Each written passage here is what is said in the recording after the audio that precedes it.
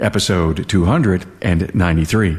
That is the challenge, for sure. Every time I go to a conference, I look at both sides, the management and technical side, and I keep telling myself I cannot not attend these technical sides, so I'm going to have to focus the management side, throughout the rest of the year when I'm not at these conferences. But certainly probably not the best way to do it. It's just hard for me to not choose to attend, the John Thornton, Scott Manna classes,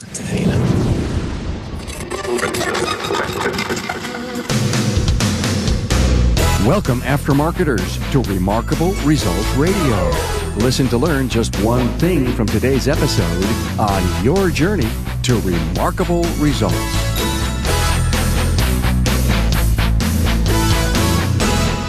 Welcome, automotive aftermarketers throughout North America and around the world. Carm Capriato here, adding an interview with shop owner and technician Brin Kline from Assured Auto Works to the aftermarket's premier podcast archives. Hey, I want to thank Federal Mogul Motor Parts for their support of these interviews. When you need innovation and quality, you need Federal Mogul Motor Parts.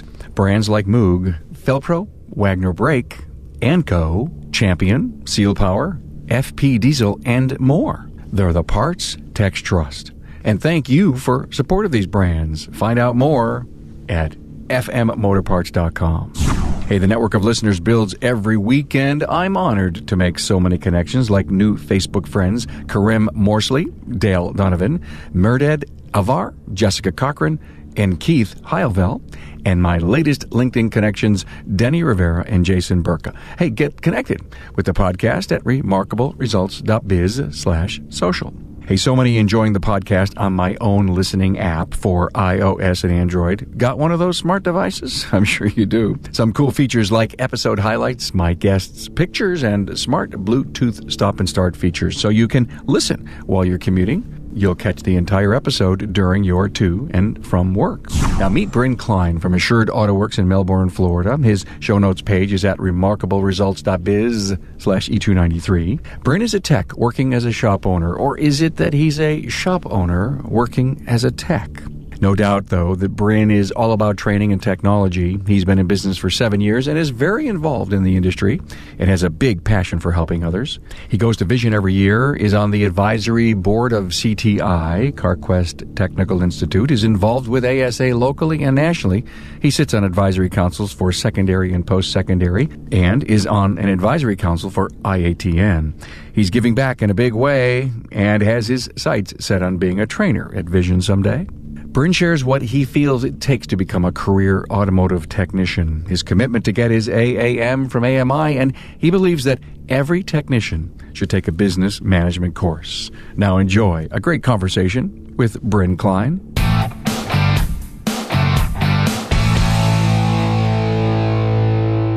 Hey, a warm welcome to Brin Kline from Assured Auto Works in Melbourne, Florida. Good morning, Brin. Good morning. Thanks for having me on. Glad to have you on. I believe you may be my number one fan, but we can talk about that at another time. ASE Master Status. Wow. C1, L1, L3. How long have you had it? I started testing probably early 2000s and slowly just progressed and added tests as we went along. Kept it up? Yeah, keeping it up. I have one expiring this month, but we'll definitely get it resolved here.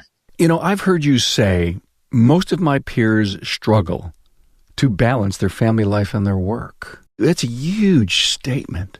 To me, it is. It's bittersweet. It's exciting because my peers have the same passions as I do, and but at the same time, it is a challenge.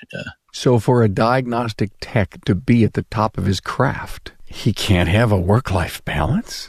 No hobbies, for sure, I think. You can have hobbies, but most of your time, I think, is spent, reading training material, having technical conversations with your peers, attending training classes, researching cars that you're dealing with during the day.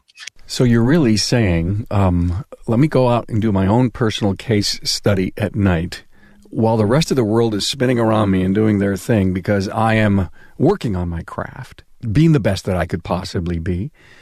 And is that really a requirement? things are harder for certain people than they are other people, of course, but at least for me and a lot of the people that I talk to regularly invest a lot more time in their career and their interest within the career than other industries that I've seen. So, which is, again, is exciting because coming into this field and for 10 or 15 years, my first 10 or 15 years, I enjoyed it, but it was still a job. I mean, let's face it, there's a lot of jobs out there. And so it's exciting the last few years to really think of this as a career and a passion. I want to talk about a lot of the things you're doing. The reason you're here is I think you have a fabulous, fabulous story to tell about growing the image and what you're doing to help solve the tech problem. But let's talk about this work-life balance again. You've owned the shop for what, 7.5 years? Yes, sir. Are you married? Yes, sir. Okay. How does she deal with your, 12-hour days? Well, I come home in the evening after work and I focus on the family until the kids are in bed. They're still young, so luckily they go to bed fairly early. But as soon as they're in bed, the good news is my wife and I have been married for 17 years. So it's after that long, it's okay to do our own thing a little bit in the evening. There's an establishment there. But as well, after she goes to bed, it's usually a couple hours on my own, doing my own thing work-wise. So. And what's your own thing? I mean, what are you studying? What are you working on? It's usually technical, diagnostic type things. A car that's bothering me during the day, I'll research at night. Online video, training videos, discussing technical things with industry peers, like-minded professionals, things like that. It's amazing that you just said this because last night I did my 4th technician roundtable with Peter, with Matt, and with Bob, and that subject came up. We actually talked about being able to see what an ATech diagnostician's commitment really is inside the industry, and there's no doubt you live that. You are it. You're accredited automotive manager from AMI. There's a lot of shop owners out there that have it, and there's a lot that don't. What was your driving force to become certified? I'm going to be a shop owner. I'm going to try to do it the best I can. Just like the technical side of things is more interesting to me than the business side of things. But as a shop owner, I certainly want to make sure that I am doing my best to run a successful shop, I guess. So I guess that's the drive. I want to learn in every aspect of my life, but how to manage employee relationship, customer relationship, business things are important. So it's all that stuff that you went from tech to owner, and you said HR, leadership, people, marketing, finance, and where so many people struggle. You not only are a great networker, and I want to talk about that, but you found that AMI was a great source to get you focused in the right direction? Yes. Truthfully, it was a matter of attending classes, and after a while, I don't know exactly what happened. It might have been there was a while Diane Larson and others were graduating, and I thought, wow, that's really cool. So I looked into it and found out that I had quite a few credits already under my belt, and just kind of worked at home. Similar to the technical thing, I spoke with the team at Automotive Management Institute, and we determined what I needed, and I worked hard on it a few months and then submitted it. I hear a lot of shop owners and people in the industry get their AMI that same way.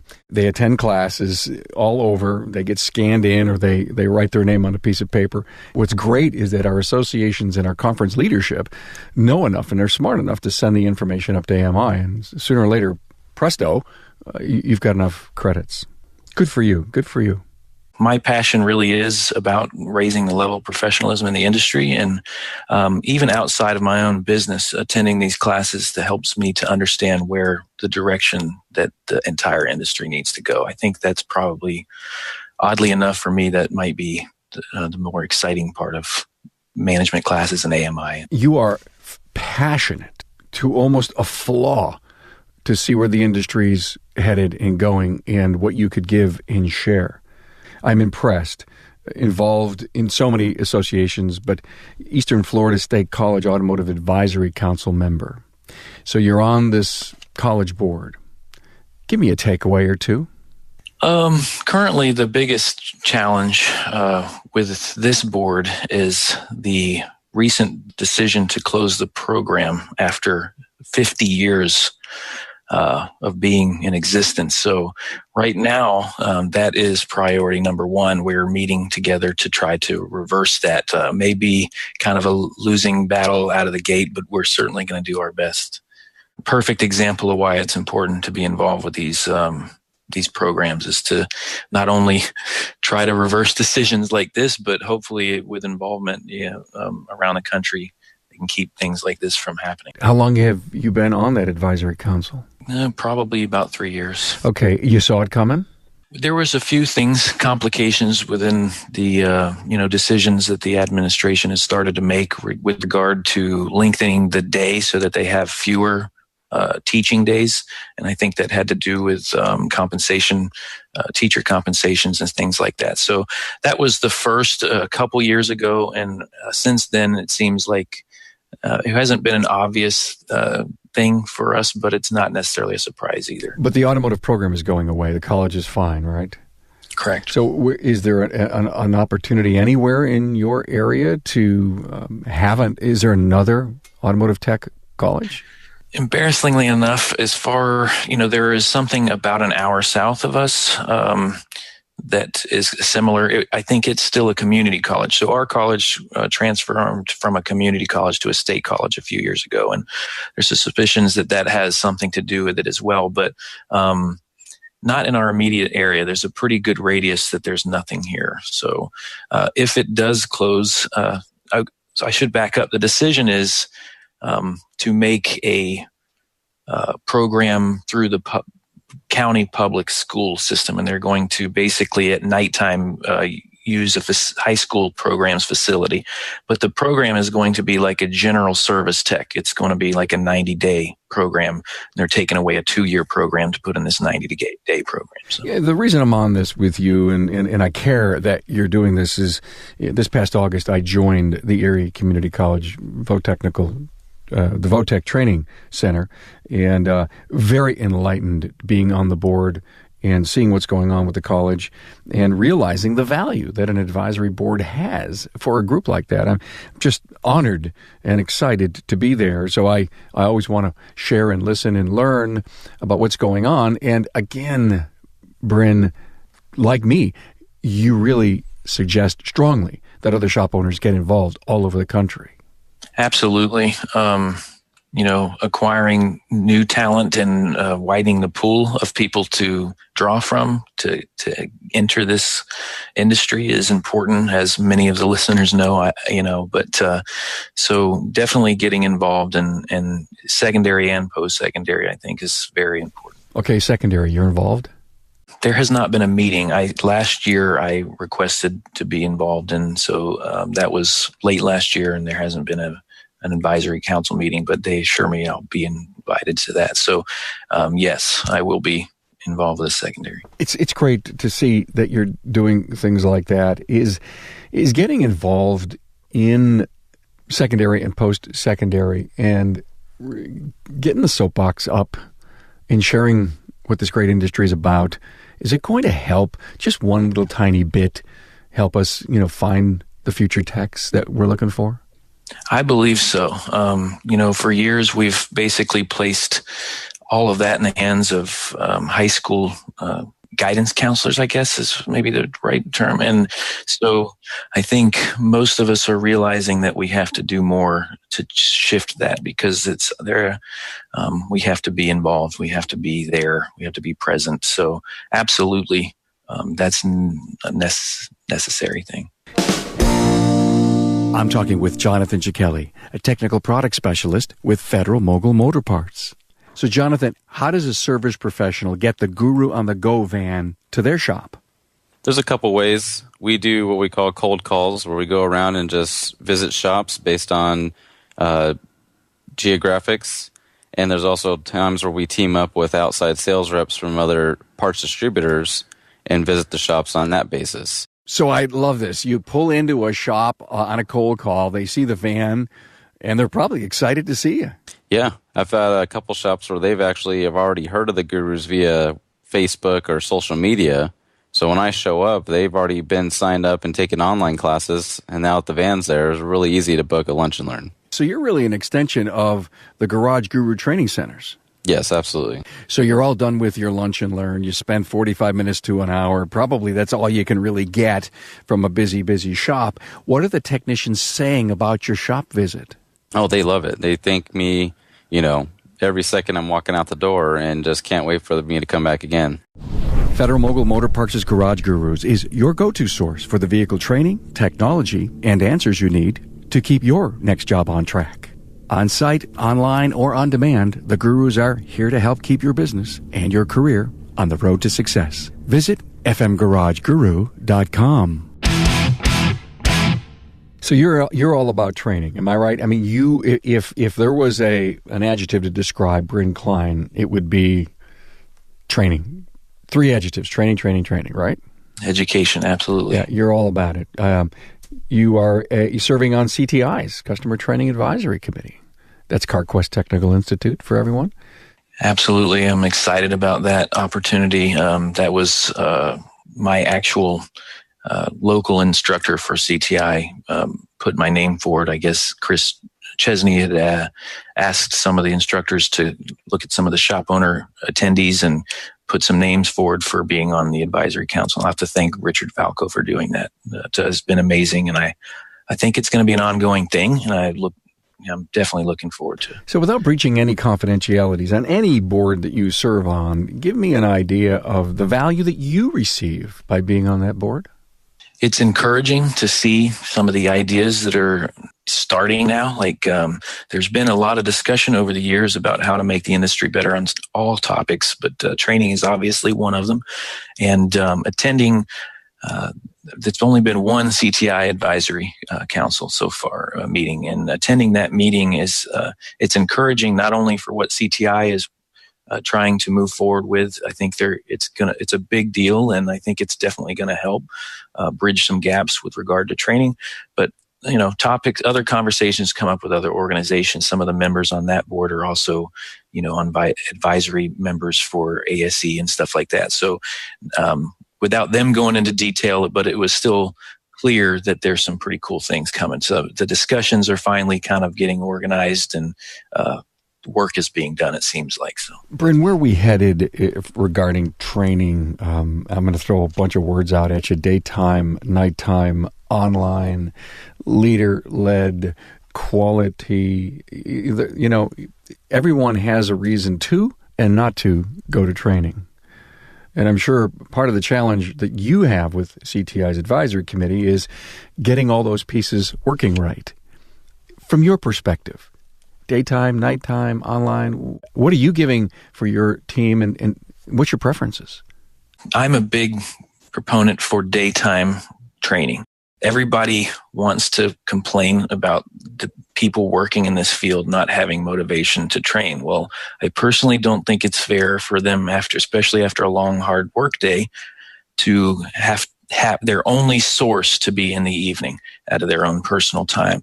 I am not saying that to me, I love going in the evening every month, once a month or every other month. I think it's breaking the monotony. I have a chance to learn and just, talk with other peers, but it's not fair for our industry's professionals to only have that available in the evening. Obviously, there's stuff online, which is helpful, but I think if dealer franchises can pay their guys to go to training during the day, I think the independent automotive repair industry should do the same.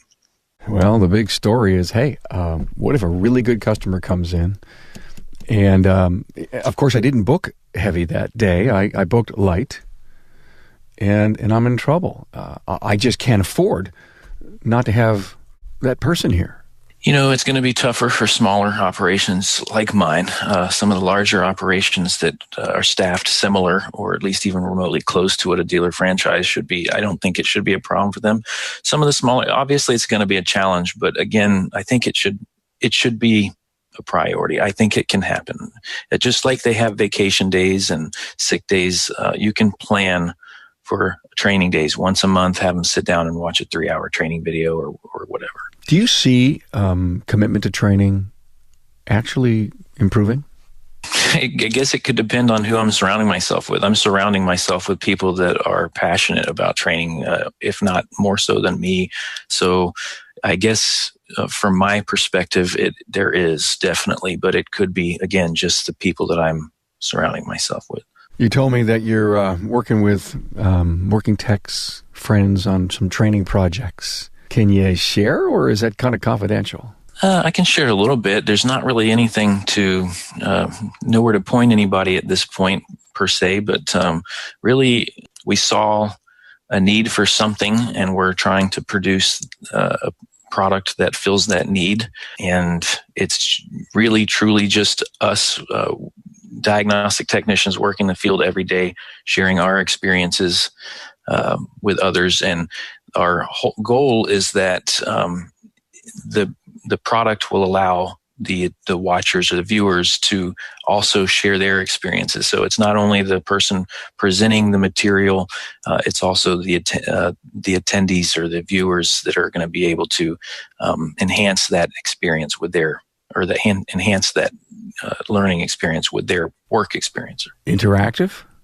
It's most likely going to be similar, just a comment type thing. They comment their experience. Okay, I get it. You have any goals to be a trainer, for example, like at Vision? Absolutely. I would love, my passions are, automotive technology with the diagnostics, helping to improve the professionalism of the industry, but also I'd love to be in a position to train at some point and help others. Who do you look up to? A lot of people. I could go on pretty much. Go ahead, start the list. I look up Matt Fonslow is obviously a frequent visitor here. I look up to him, John Thornton, Scott Manna, Eric Ziegler, Harvey Chan, diagnostic, automotive technology wise, those guys for sure. I'm sure I'm missing a lot. Business folks, Pete Rudloff has been on the show, Diane Larson, of course, Gary Keys, really Chris Chesney, big time, Sherry Hamilton, George Minshew, big time. There's a lot out there. That's what's so exciting, and that's probably a lot of what drives me and to move forward, to help try to move forward and help the industry better, is to see so many awesome people that were within it that are already doing so. Well, thanks for dropping all those names. I know them all. Yeah, I know. And tell me about when you met Jim Morton for the first time. I met Jim Morton for the first time at Vision. Obviously knew who he was beforehand, introduced myself, and between those two Vision meetings, I had reached out to him about coming to my area to present some training. And so we did make that happen. But the following Vision, which just happened to be before he came down, was a really fun experience. It's fun to watch him, and you get to know him, but it's really fun to see him. He's like an advocate for networking. He's really fun to see him introduce people. It's like a passion of his. He wants to make sure everybody he knows each other, and it's fun to watch that introduction that he seems to do for pretty much the entire off time during these conferences. Pretty cool.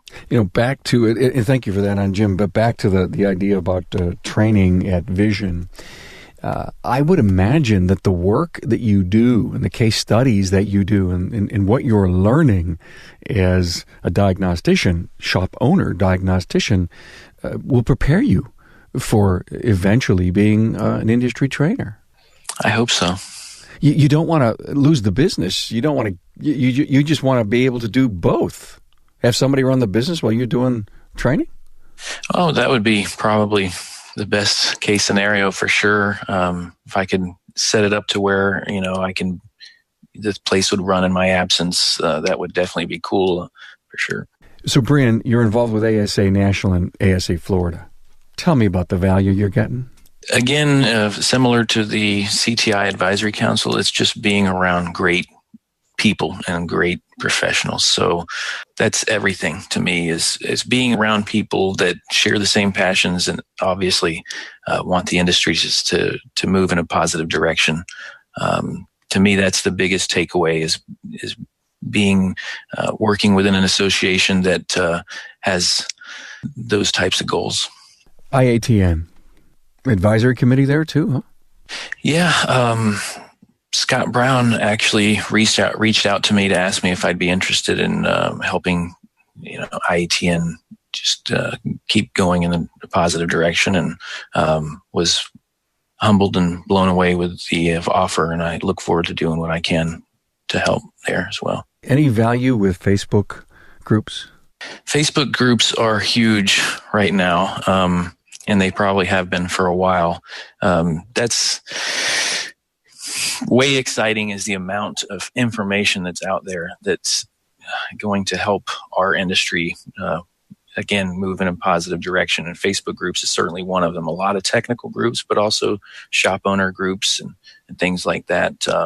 I started a couple secret groups, but they were one of them I'm proud of, but I'm hoping that it gets moving along as one specifically for automotive educators. But yeah, these groups are pretty cool. A ton of resources, a ton of information, just thousands of professionals sharing ideas and experiences on there. Very powerful. An important element in networking? It seems to be one of the more important ones right now, for sure. Training. You've taken your entire team to Vision, haven't you? We have done that. We do what we can, for sure.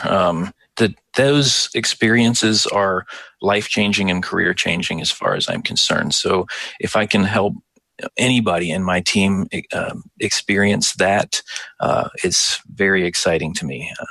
It's better than giving Christmas presents, I guess. Just being able to enhance their lives in that way. I think that's how important these conferences are. So if the idea of sharing it with people, even people that aren't on my team, if I can encourage someone to attend or help them in any way, I will definitely do so. So how does the industry get the respect it deserves? It's good news and bad news. It takes a lot of work. That's the bad news. The good news is almost everything you do positive within the industry will help. And it's not one single thing. It's a lot of small things but that's one reason I'm so passionate about education is because the education part, shop owners, technicians, service advisors, they get enlightened. They go to education training conferences, meet other professionals that care about this industry. That's how that's how it's going to happen. And you're really saying it's going to take an army. It is. The good news is there seems to be an army. And another one, obviously, is watching these episodes. The Remarkable Results podcast is a big, powerful tool with helping the industry move forward. If we can get more professionals watching it, I think that's going to be a big motivator. Thank you so much for that. I appreciate that. It's gone beyond my expectations, and I am so proud to be part of the fix, the solution, the insightfulness, the ideas, the inspiration that people can take and pull from any and every episode. So proud of everyone who's paid it forward. So you going to Vision again this year? Yes, absolutely. I doubt that there will be one that I miss from this point forward, but yes, definitely. We've done enough shows to talk about the value of training. I know you've been to Automechanica, been to Apex in the past? Yeah, AVI, attended AVI, which is at the same time as Apex generally in Vegas. So we attended that, the CAN conference this year in Chicago, not long after the Automechanica conference. Been to Cars when it was in Orlando. That was the first one I went to. I didn't even know these things existed until that one. So pretty cool eye-opener. And that's the message here. The things that you're saying, the reason you're here is because you're so passionate about that element of our industry, training and getting out and networking. And I love what you just said. All you have to do is go there once and get enlightened.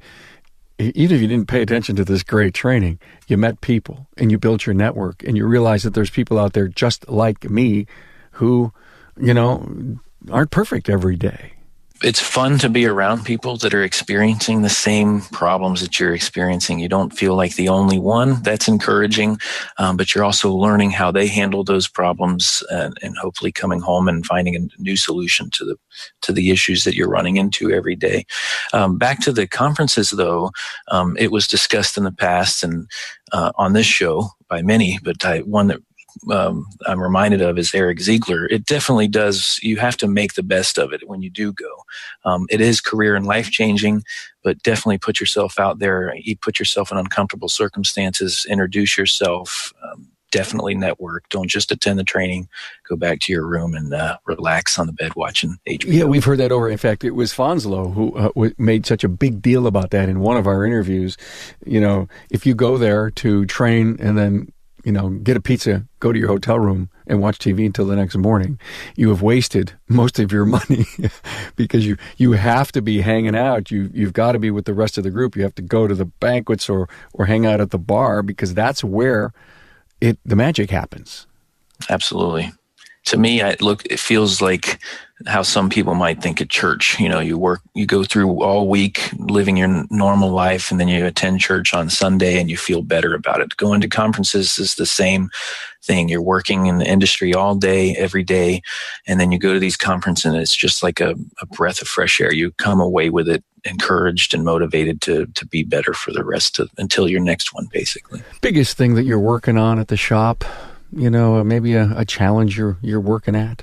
For our shop, it's definitely car count, but I feel that the challenge for me is getting the right staff in place. We've got a great technician. I'm in the shop most days diagnosing cars. I should be. I know that most of the experts tell you to be the CEO and work out of it, but I'm so passionate about automotive technology and diagnostics to be away from that aspect of it. For me, the challenge is getting a service advisor, the right one, a great one. And I think that's obviously we have several challenges, but that to me has been one of the biggest hurdles so far. But how does Brin Kline re-energize himself? Training, networking, attending, all of these things that we discussed. Amazing for you to say that. I guess I'm almost not surprised. Do you remember the last record-breaking sales month you had? Probably was fall of this year, I guess. We're definitely doing better, the business is, but it's probably a little slower than I'd like it to. But again, I feel at this point that it's the lack of having the right person up front to represent our company, handle phone calls properly. We've definitely invested in training with that regard as well. But I don't think that I've had the right person in there yet. So, okay, so you love to train.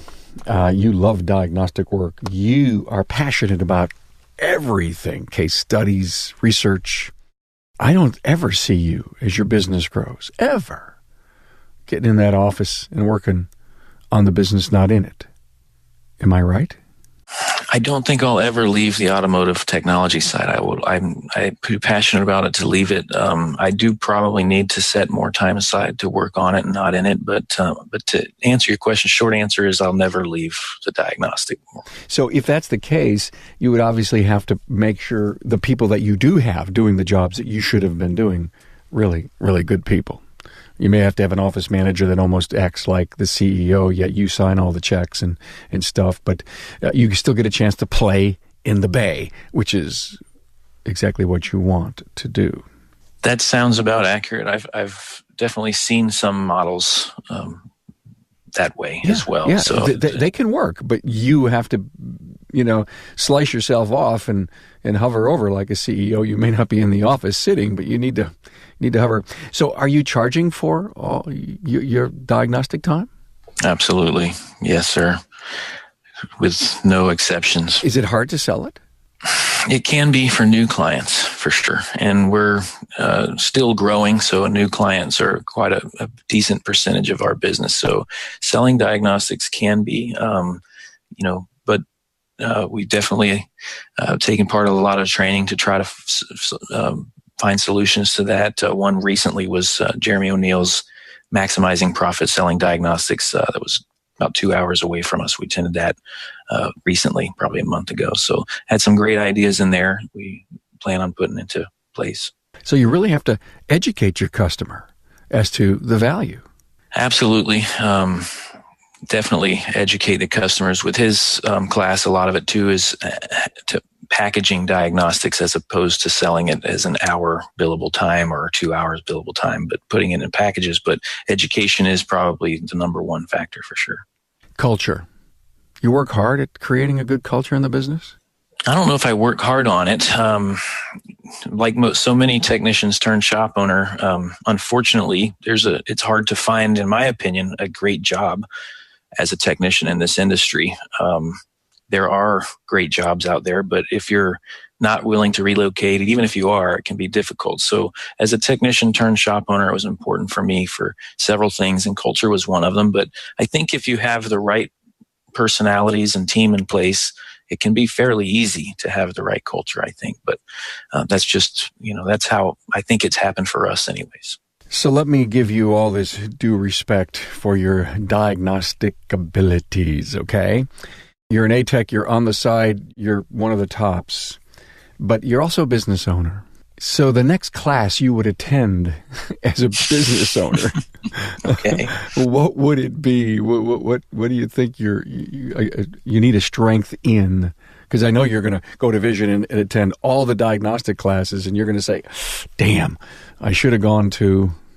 That is the challenge for sure. Every time I go to a conference, I look at both sides, the management and technical side, and I keep telling myself I cannot not attend these technical sides, so I'm going to have to focus the management side, throughout the rest of the year when I'm not at these conferences. But certainly probably not the best way to do it. It's just hard for me to not choose to attend, the John Thornton, Scott Manna classes, Just pretend you're looking at that management track. What's one that you would go to?